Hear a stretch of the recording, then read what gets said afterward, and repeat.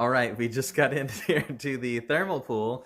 The entry was 100 Turkish lira, which with the exchange rate today was roughly 13.70. So we'll just say $14, so $28 for the two of us. It was actually more costly for us to enter into the pool area than it was for us to go into the rest of the site.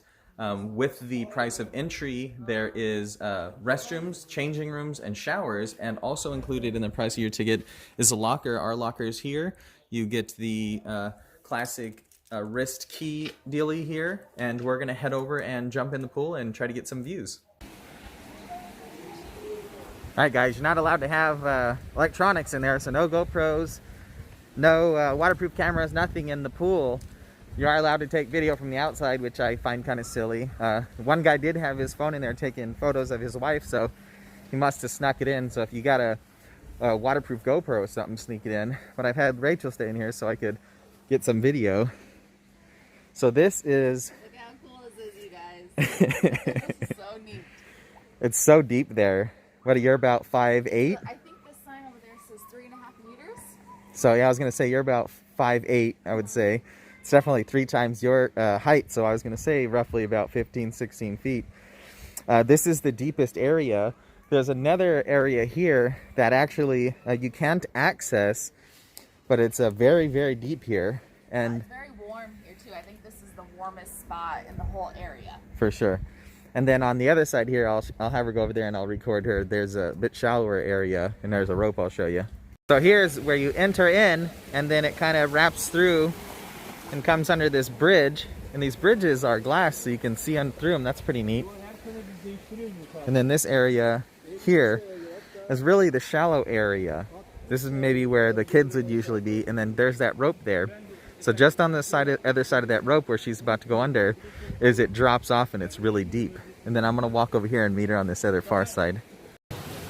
So this area, when you come in from the ticket booth, actually has you know, drinks and food. There's a little gift shop here actually too that sells bathing suits and robes. We did find bathing suits and robes before we came here, but if you spur of the moment come here and you do not have a bathing suit or a robe, don't worry, you can get one here. I'm not sure the prices. Probably expect to pay more than you generally would at, let's say, some of the outlets that are around the area. We got ours fairly cheap. I think we paid, Rachel got buy one, get one, and I got some shorts for like $10 or something. But here's the shallower area. How's it there? It's a little cooler, huh? A little cooler, but still warm. For sure.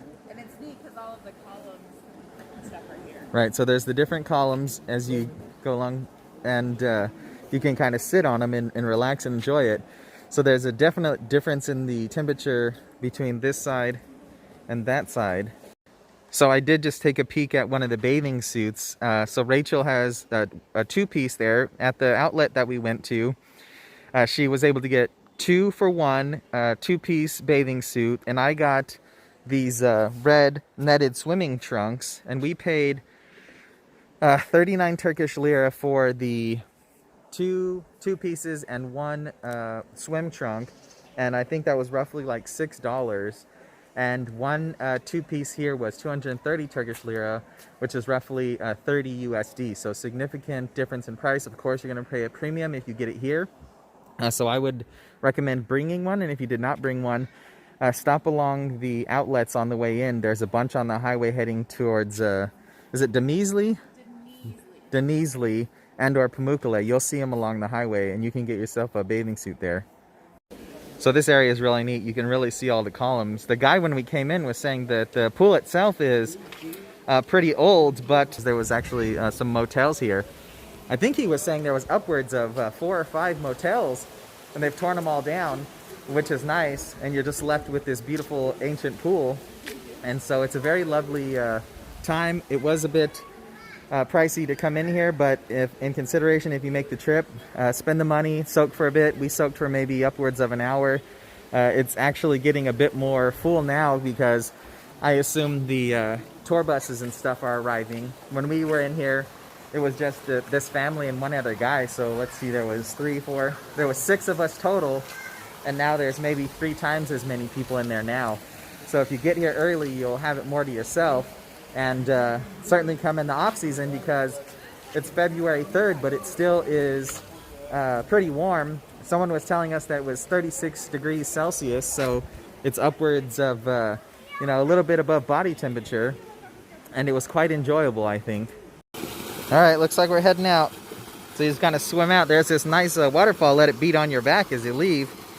And then just over here, actually, where you exit, there's a spot where you can hang your robes and stuff. And then just outside of that, you leave your shoes in like a little cubby. So if you have your sandals or whatever, you can just throw them in the little cubby. And then you have the little area for your robe. And then this is where you first enter in here. It's pretty shallow here, so you kind of either stand and walk or swim along as you go.